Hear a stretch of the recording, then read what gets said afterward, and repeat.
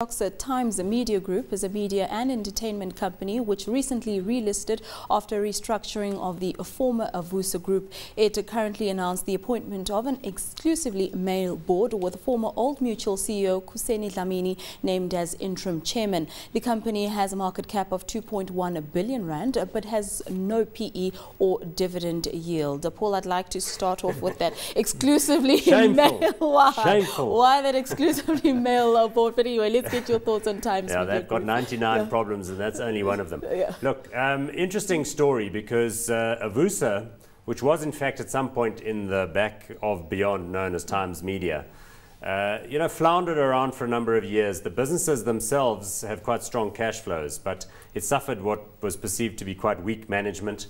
Effectively, we're talking about the group that owns the Sunday Times, the Business Day, and then associated media properties, also including Summit TV and a bunch of other stuff. Now, difficult variable earnings and accusations flying about whether or not anyone could do better. They did a very controversial deal to buy a Durban-based printing and advertising business called Hurt & Carter.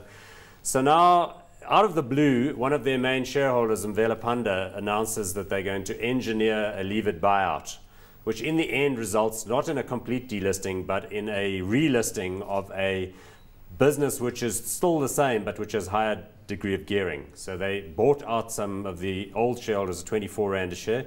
What's left here is really an entity which is now renamed Times Media Group with a different management team, which is going to now try to do well out of those businesses and then pay off the debt at the same time. I think it's going to be an interesting one to watch. Your thoughts on Times Media Group? Yeah, I think also a lot of their media is all in print. So, everything is moving to the electronic and digital media. So I think they're going to have to restructure some of their businesses as well. So like big brands like Sunday Times still doing well, but advertising spend throughout all of those brands is something that's difficult to come by at these times. So I think they've got a really difficult time ahead of them. And they need to engineer new parts of the business, definitely. So do you think the print media side of things is a dying sort of business? Well, I don't know. It's definitely dying in countries like United States of America, where everybody has a computer and where the future of the media and the advertising is online. iPads for the magazines, blogs and websites and Twitter for the news feed. So traditional print companies like the New York Times and them are battling and moving costs out of their print environment and trying in fact to print less because it's very expensive to print an actual physical newspaper.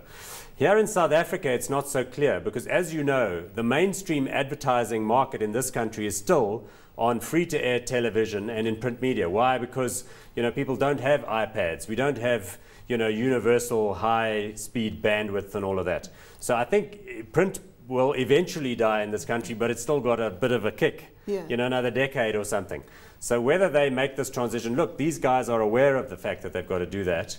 It's just, will they be able to make it quick enough, and will they lose some of the super premium advertising and so on? They've also got new Metro and exclusive books in there. Yeah, so there's lots of turnaround to be done here at this company. So would you be getting into it? What would you be doing with the Times Media Group? Times Media, I'll be staying out at the moment. They've got a lot of restructuring to do. The earnings aren't there.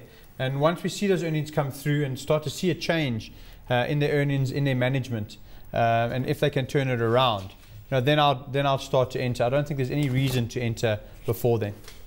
Cool. Yes, look, I think effectively it's going to be like Edgar's. What happened there is they did an expensive sort of levered buyout, because effectively to pay out some of the shareholders at 24 Rand a share, they basically just raised a bank facility. So now you've got the same business, which was already a bit rocky, but now it's got an enormous debt burden to shoulder up as well. So I foresee tough times ahead. I would definitely not be buying the share.